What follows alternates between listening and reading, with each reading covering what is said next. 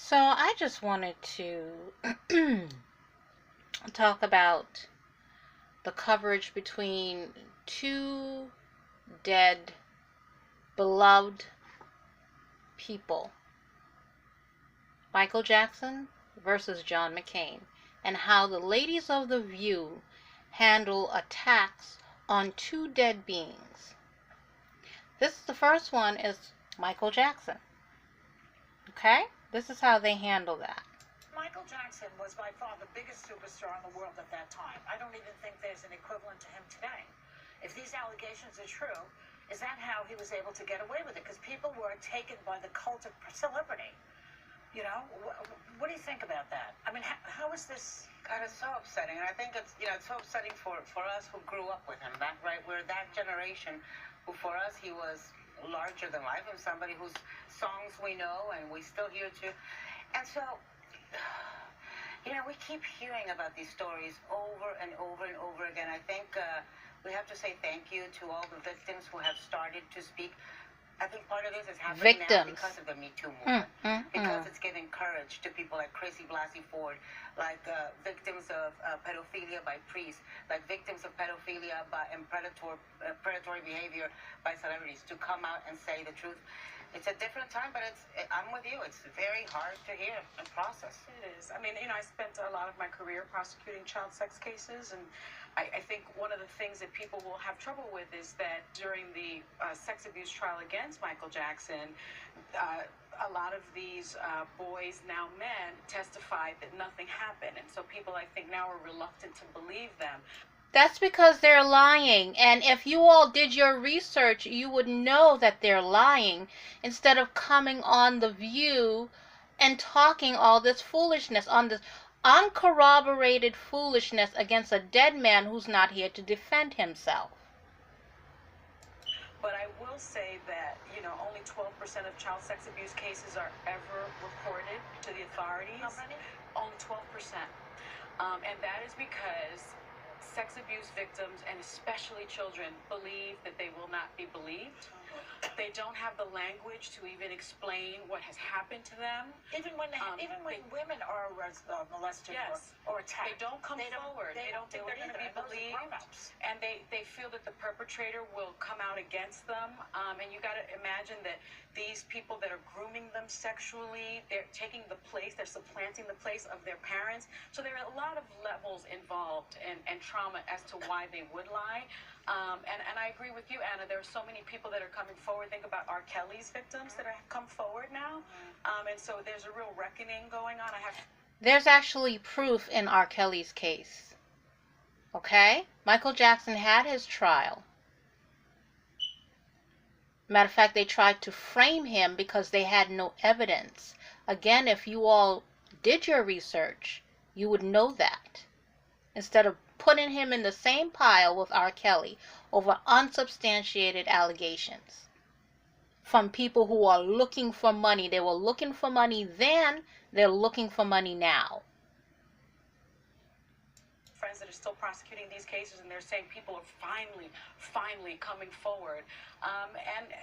We'll see what happens to Michael Jackson's legacy, because I think he's been so beloved. His music is so beloved.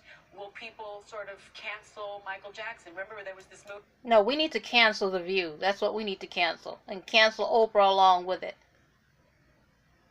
Movement, #cancel R. Kelly or mute R. Kelly. Will people now stop listening to him? No. I don't know what the answer completely. If you turned on his song right now, any of his, I love Michael Jackson's music. If you turn that on in the room right now, right here, I'd walk out. I would walk out. And I don't think that there will ever be a point in my life where I hear his hits and not think about this. This is all alleged. Okay. Yeah, exactly. And all allegedly, but you're willing to condemn this man, mute him, walk out at his music because these people, decided to produce a special victims unit act on TV, and that any of those things you could have pulled out of the special victims unit TV show, any of those things that they said. And you are willing to besmirch a dead man's character with no proof. Shame on you all. According to these now men's stories back in the day, it's brainwashing. It's brainwashing. You make them believe. And he was gentle. They all say that. He was kind. But he made them believe that he was the only person that could love them that way, that could give them what they wanted. I got to tell you, we've watched so many documentaries in the past 2 years because it's sort of been this movement in this time, and it's all coming to the surface. This was the hardest one for me to watch. Oh, God. I didn't sleep Monday night. It was, maybe it's the hormones, but like a 7-year-old boy who is now talking, and maybe it's because I looked at my 1.5-year-old in the eye, and I think, you stole their innocence. If this is true, if what these boys are saying is true, you... But you already believe it's true because you're already condemning him. And the man is not here to defend himself. Shame on you. Took their innocence. You took their life. You took someone's baby's life. It's a horrible and thing. So watch it. It is very disturbing. It was in front of it. It was going on, in my opinion. I mean, didn't he tell Martin Bashir that boys were sleeping I was with going to him? say, Yeah. I didn't grow up with Michael Jackson, but I did grow up with Wade Robson because he was a famous choreographer with Justin Timberlake and Britney Spears. He's responsible for the Britney Spears Snake performance at the VMAs. I had a huge crush on him when I was younger. He was a big part on MTV. He's a big dancer. And I knew Michael Jackson. Obviously, I knew his music, but I remember watching the Martin Bashir documentary in high school where he said, it's very charming, it's kind, kids want to be loved, they want to be touched, they want to be held. I remember watching this documentary with my high school boyfriend and being like, he is a pervert. Yeah. So I've been done with... No, ma'am. As has been proven many times before, Martin Bashir took that documentary and he chopped it up to make it look like Michael said things that he didn't say in context that he did not say it. And this is what I'm talking about. These women have a substantial platform. And instead of telling both sides of the story, they want to drag this man's name through the mud and make it look like he was this pedophile when the man fought tooth and nail while he was alive to clear his name. You all should be ashamed of yourself. with Michael Jackson for a while. It is a very hard documentary to watch. I watched all 4 hours, as you know, as well. I watched Oprah's interview afterward. The people who are shaming Oprah and Wade Robson and James Savchuk, I don't understand it. I don't understand it. And there's a big backlash towards this documentary and Oprah. Because it's untrue. That's why. Okay, so we see all these hypocrites, and they're running Michael's name through the mud, right? And Michael is an American hero or American icon, a worldwide beloved icon. Okay, he's worked his life off for America. America treated him like shit when he was alive, and they're trying to treat him like shit in his death. This is John McCain. Now, the only problems I've had with John McCain was when he tried to ruin Susan Rice's reputation with that Benghazi thing when President Obama was going to put her in, was thinking about having her in as Secretary of State, and he wanted John Kerry, so him and that woman from Maine, I forgot her name, that senator from Maine, I think Susan Collins, tried to tear down Susan Rice's reputation. And then Barack Obama had to, withdraw her name and just, remind people, do not try to destroy this woman and her reputation. Trying to put all kind of craziness with Benghazi. That's the only problem I've had with Senator McCain. But he's dead. So there's no reason for us to even be thinking about stuff like that. I fully do not think that President Trump should be talking about a dead man the way he's talking about him, because the man did serve his country and he wore his battle scars until the very end. He is an American hero and he does not deserve this in death. But this is the difference between how they treated Michael Jackson, who was found not guilty, who Wade Robinson or Wade Robeson, whatever, and Safe Chuck tried to sue him in death, and their cases were thrown out. So with all these things that's saying that Michael Jackson did not do these things, these people are still doing this publicly on TV, trying to tear him down in his death.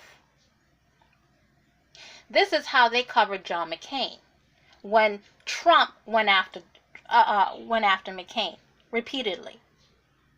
Who continues his attack on Senator John McCain. I don't even want to show it to you, but I guess I have to. Take a look. He told us hours before that he was going to repeal and replace, and then for some reason, I think I understand the reason, he ended up going thumbs up. And frankly, had we even known that, I think we would have gotten a vote because we could have gotten somebody else.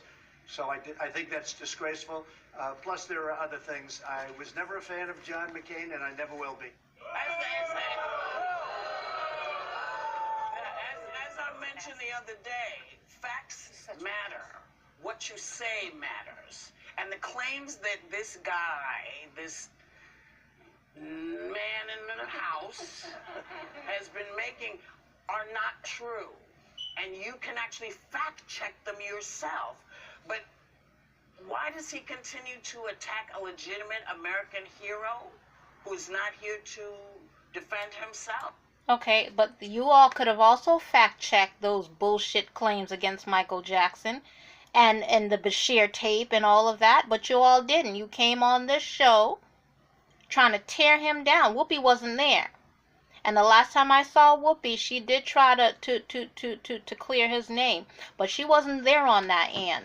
But, you know, Megan and the other ones were. And they just try to tear him down. Decided we're going to take care of it from here. You're getting smaller every day. And that's why you can't deal with this. Listen, Right. I really I know it's hard to see when somebody's passed away that you would still be jealous of them. But this is a psycho we're talking about here. You know, he's not normal. Jealous and He's obsessed. obsessed with people that didn't support him. I'm sure he hates me in the same way. You know, good. Can I just say, while he's sitting wherever he is writing these tweets, your brothers are out fighting for this country. Yeah. Put those two images in your head. Yeah. Okay? They're fighting so that he can sit there and tweet in freedom. My two brothers now serve because of your dad. And how many other people in this military serve because of his inspiration? Because of the example that he set? Where we aren't seeing inspiration is from that man in the White House But right now. behind the where is tweeters. the Republican Party? The only two senators who came out and vociferously put this man down. I'm going to just end it here. You can watch The View and see what they said, but you can plainly see that the coverage is different between the two dead people who are not here to defend themselves. So the question is, why?